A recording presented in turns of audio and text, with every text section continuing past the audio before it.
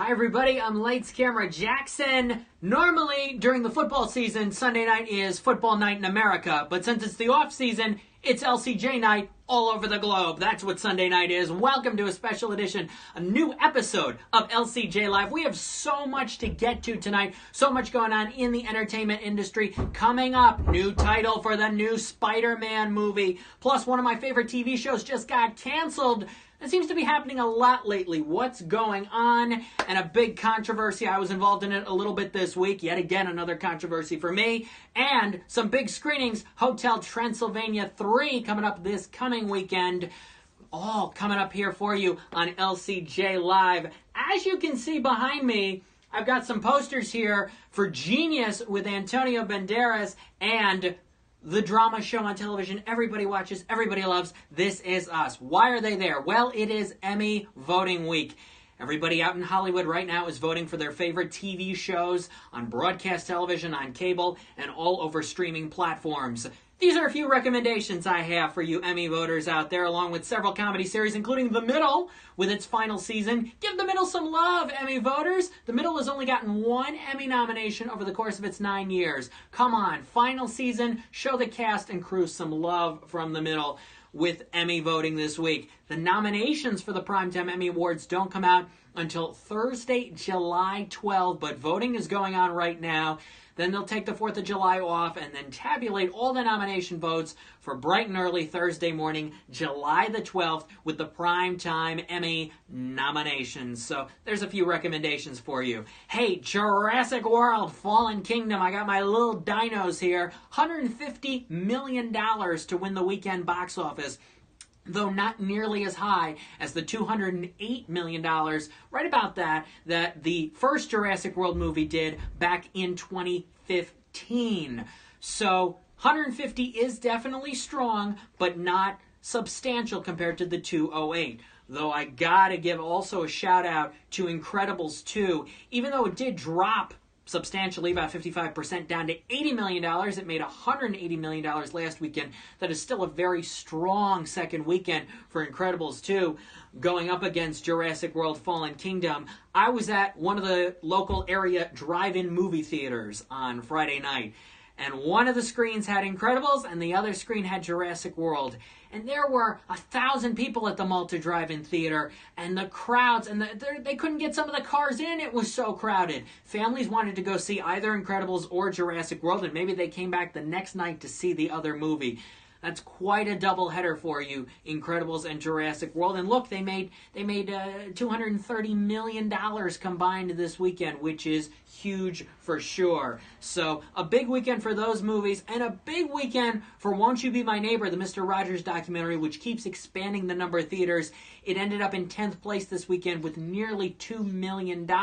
Big increase from last weekend. So congratulations to the folks at Won't You Be My Neighbor and Focus Features for coming in 10th place this weekend. Thank you if you're just joining us here on a special Sunday night episode of LCJ Live. We're talking box office, we're talking Emmy voting, and now going to move on to big news that just happened within the last 24 hours, a show that I really think is a great show. Another series getting canceled, and that is Nobodies. It is a comedy series on TV Land. This was its second season. I thought season 2 was even better than season 1. It stars Hugh Davidson, Rachel Ramras, and Larry Dorff. They were 3 members of the Groundlings comedy troupe who have worked together on and off over the last several years. Ever since, Hugh and Rachel are actually married in real life. They often collaborate with Larry, and they decided to team up with Melissa McCarthy and Ben Falcone to create this comedy series, which is based on their lives, based on Hollywood experiences, but also with some comedic extensions and fantasy elements thrown in. And it's a really smart show.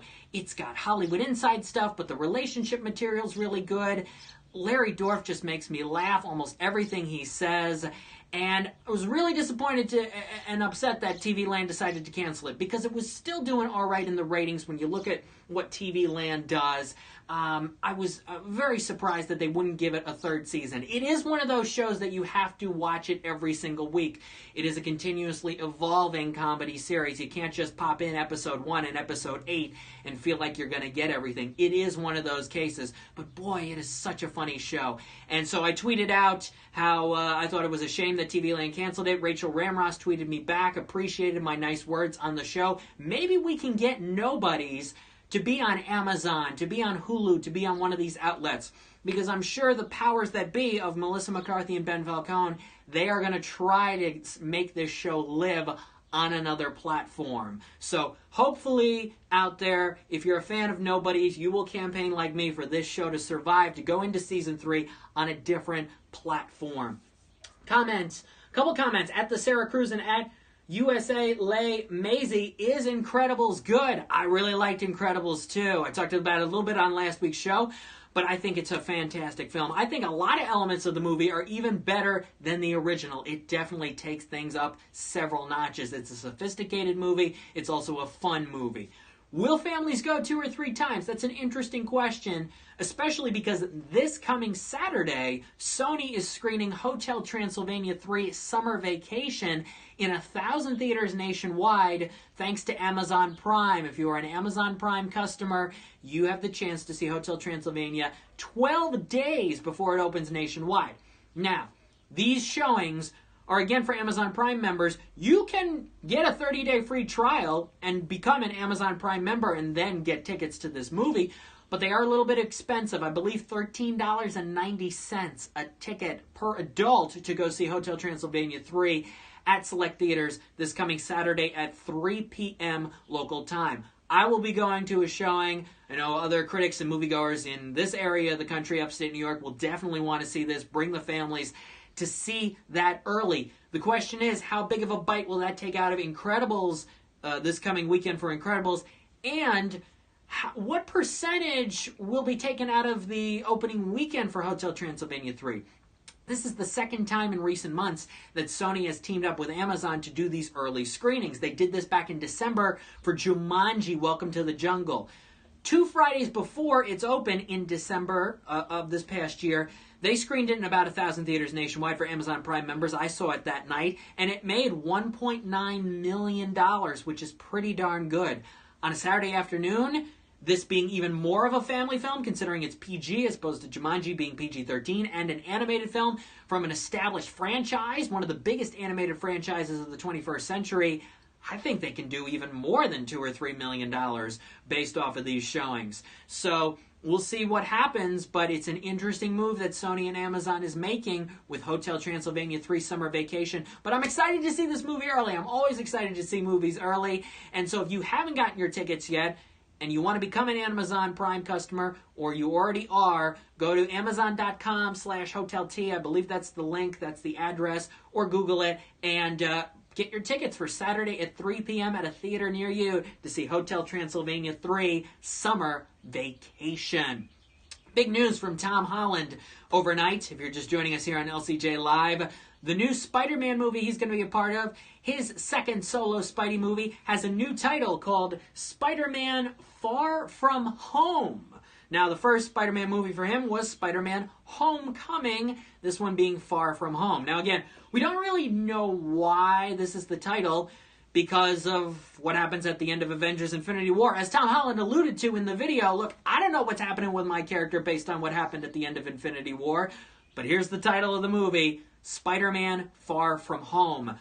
I guess we're supposed to expect it summer 2019. I think Sony might decide to push that a little bit based on what's going to happen with Infinity War, with the next Avengers movie, and other things in the pipeline for Marvel. But we have it to look forward to. Spider-Man Far From Home. They're keeping with the home theme. It's a little bit of a cutesy title, but I think it'll serve its purpose once we know the plot for the movie. It is Sunday night here on LCJ Live. A couple days ago, the folks behind the movie Gotti, starring John Travolta, put up a campaign ad on social media basically saying, even though we got terrible reviews from critics, we think that audiences loved this movie. And they're just going off of the Rotten Tomatoes audience rating scores, which is just ridiculous. But they said, who would you rather trust? an average moviegoer or trolls behind a keyboard.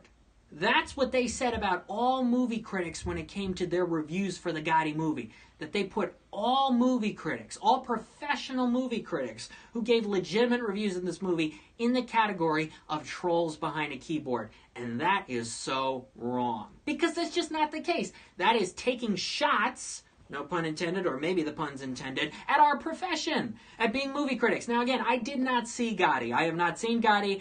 I have no reason or plans to see Gotti based on all of this, and just I have no interest in seeing the movie. But you don't take shots at our profession like that. If you were just upset that critics gave it negative reviews and that you bombed at the box office, just own it. Don't take cheap shots and don't take an easy way out. Don't do any of that. Just own the fact that this is what happened to you and just move on. You didn't make a quality movie. Didn't make a lot of money at the box office. You had a lot of production problems. We all know you had a lot of production problems. Just own it. Just face the facts. So, yeah, that really upset me this week. At Dodgy44, thanks for joining us here on LCJ Live. You don't do that to film critics. We take the time to write these reviews and give our honest opinions on these movies. You don't need to take cheap shots at us for that.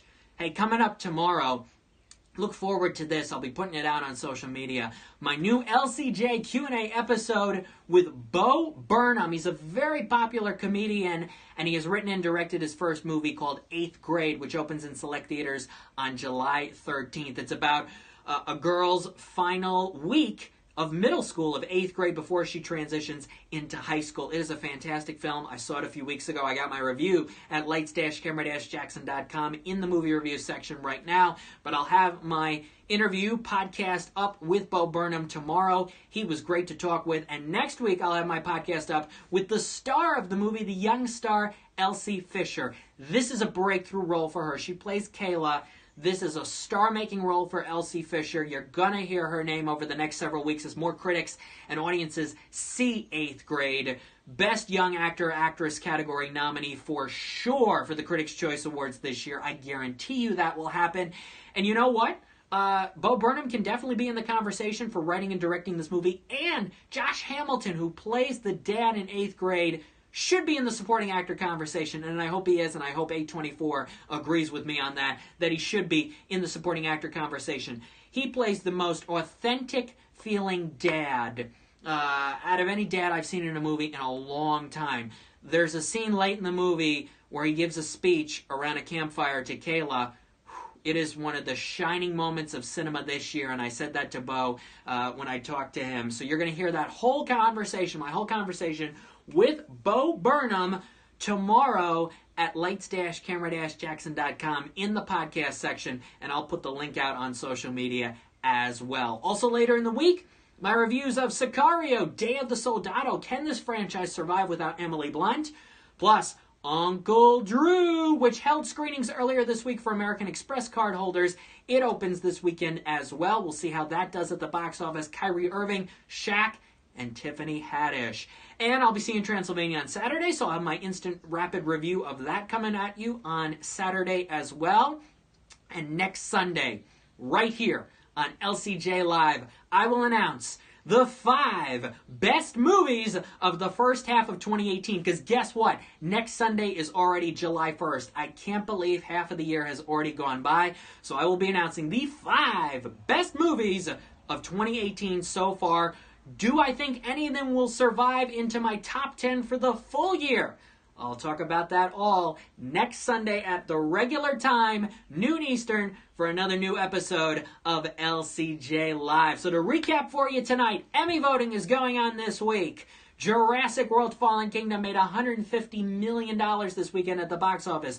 Nobodies has been canceled by TV Land. That is a shame. Maybe it can survive on another platform. The title of the new Spider-Man movie is Spider-Man Far From Home.